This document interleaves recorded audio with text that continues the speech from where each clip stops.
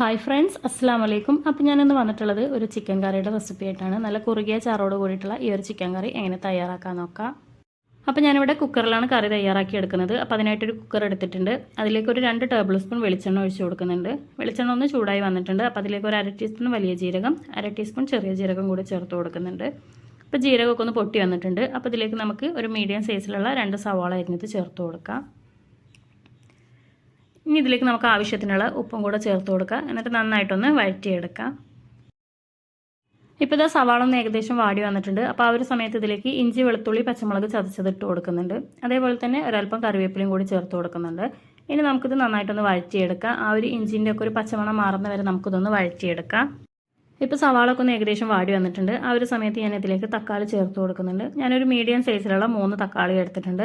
സവാളിനെക്കാട്ടിയും കൂടുതലായിട്ടാണ് ഞാനിവിടെ തക്കാളി എടുത്തിട്ടുള്ളത്. ഇനി അത് നന്നായിട്ടൊന്ന് വഴറ്റിയെടുക്കാം. അപ്പോൾ അത് നമ്മുടെ സവാളയും തക്കാളിയൊക്കെ ഏകദേശം ഒന്ന് വാടി വന്നിട്ടുണ്ട്. ഇനി നമുക്കിതിലേക്ക് പൊടികളൊക്കെ ആഡ് ചെയ്ത് കൊടുക്കാം.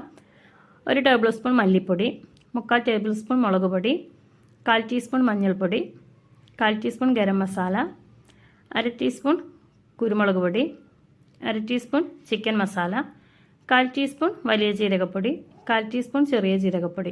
ഇത്രയും ചേർത്ത് കൊടുത്ത് നമുക്ക് നല്ല രീതിക്കൊന്ന് വഴറ്റിയെടുക്കാം. ആ ഒരു പൊടികളുടെ ഒക്കെ ഒരു പച്ചമണം മാറുന്ന വരെ നമുക്ക് വഴറ്റിയെടുക്കാം. ഇപ്പോൾ നമ്മൾ മസാലയൊക്കെ ഒന്ന് റെഡി ആയിട്ടുണ്ട്. അപ്പോൾ നമുക്കിതിലേക്ക് ഇനി കഴുകി എടുത്തിട്ടുള്ള ചിക്കൻ ചേർത്ത് കൊടുക്കാം. അതേപോലെ തന്നെ നമ്മൾ ഈ ഒരു വലുപ്പത്തിൽ നുറുക്കി എടുത്തിട്ടുള്ള ഉരുളൻകിഴങ്ങും കൂടി ചേർത്ത് കൊടുക്കുന്നുണ്ട്. ഇനി ഇത് രണ്ടും കൂടെ നമുക്ക് ആ ഒരു മസാലയിൽ നല്ല പോലെ തന്നെ ഒന്ന് മിക്സ് ചെയ്തെടുക്കാം. ഇപ്പോൾ നമ്മളിത് നല്ല രീതിയിലൊന്ന് മിക്സ് ചെയ്തെടുത്തിട്ടുണ്ട്. ഇനി നമുക്കിത് ഹൈ ഫ്ലെയിമിൽ വെച്ചിട്ട് തന്നെ ഒന്ന് തിളപ്പിച്ചെടുക്കണം. ആ ഒരു ചിക്കനിൽ നിന്നുള്ള വെള്ളമൊക്കെ ഒന്ന് നല്ല രീതിക്കാനൊന്ന് ഇറങ്ങി വരണം. ഇപ്പോൾ നമ്മുടെ ആ ഒരു ചിക്കനിൽ നിന്നുള്ള വെള്ളമൊക്കെ നല്ല രീതിക്കാനൊന്ന് വന്നു തുടങ്ങിയിട്ടുണ്ട്. ഈ ഒരു സമയത്ത് നമുക്കിത് അടച്ച് വെച്ച് ഒരു വിസിൽ വരുന്ന വരെ നമുക്കിതൊന്ന് വേവിച്ചെടുക്കാം. ഒരു വിസിലടിച്ച് ആവിയൊക്കെ പോയതിന് ശേഷം ഞാനിവിടെ കുക്കറൊക്കെ ഒന്ന് തുറന്ന് നോക്കിയിട്ടുണ്ട്. ഇപ്പോൾ നമ്മുടെ ഈ ഒരു രീതിയിലാണ് കറി ഇരിക്കുന്നത്. അപ്പം നമുക്കിനി ഇത് ഒന്നും കൂടെ ഒന്ന് തിളപ്പിച്ചെടുക്കണം. ഇപ്പോൾ നമ്മുടെ കറിയൊക്കെ ഒന്ന് തിളച്ച് തുടങ്ങിയിട്ടുണ്ട്. അപ്പോൾ ആ ഒരു സമയത്ത് ഞാൻ ഇതിലേക്ക് ഒരല്പം മല്ലിയിലയും കൂടി ചേർത്ത് കൊടുക്കുന്നുണ്ട്. ഇനി നമുക്ക് ഗ്യാസ് ഓഫ് ചെയ്ത് കൊടുക്കാം. കൂടുതലായിട്ടിട്ട് തിളപ്പിച്ചെടുക്കേണ്ട ആവശ്യമൊന്നുമില്ല. ഇനി ഇത് ചൂടാറിക്കഴിഞ്ഞാൽ നല്ല രീതിയിൽ തന്നെ തിക്കായിട്ട് നമുക്ക് ഈ ഒരു കറി വരും.